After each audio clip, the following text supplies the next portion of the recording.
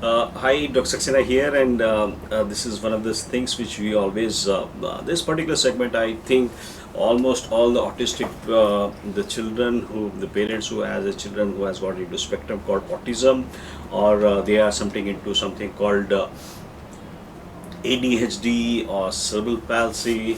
You have people with pervasive development disorders. All of them should kind of always try to look into this particular thing. What I'm trying to tell you is what I'm trying to raise the awareness level. What exactly is this detoxification? What is depuration and all that? And how simply we can do it, but just by doing a simple process which is called as far infrared sauna. And this is one thing which you have already been using for the last 20 plus years, and it doesn't involve any kind of injections, injectables, and all that. The only thing is the child along with the parent is made to sit in the chamber, and they start sweating out toxins. So this is studies have shown this therapy, which is called far infrared sauna therapy, is a valuable clinical tool for treating autoimmune diseases, toxicant induced, and other chronic health problems. We do use for a number of reasons. Most of the people who come to us for chronic health problems, usually with autoimmune things and all, and normally because I'm just focused on taking out some things which can be taken out through the skin. Easy process, not much to worry about, and only thing is you need to always do in a properly regular fashion. So here we are trying to talk, we are trying to get into something like POPs. There are a lot of chemicals and all that which get into your fat, skin fat, and all that, and doesn't come out. So when I'm talking about this thing called autism, ADHD, and this pervasive development disorders, most of these children have been shown they are not good excretors. They try to absorb everything and they don't excrete things out.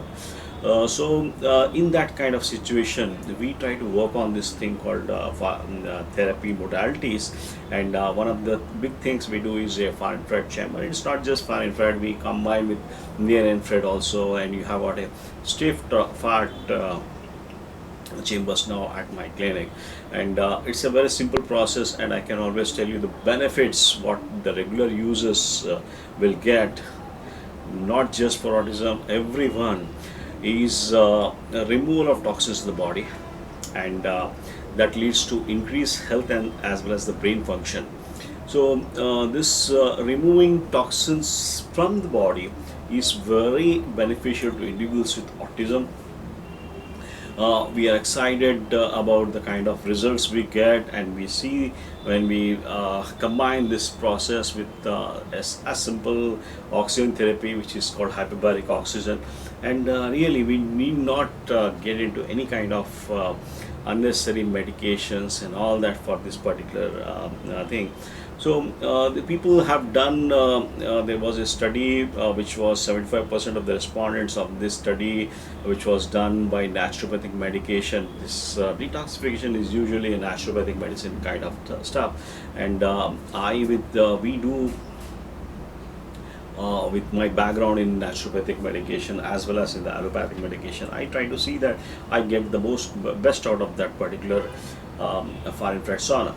And having said so, we are trying to test what is happening, what are the metals which are being coming out just from this sweat.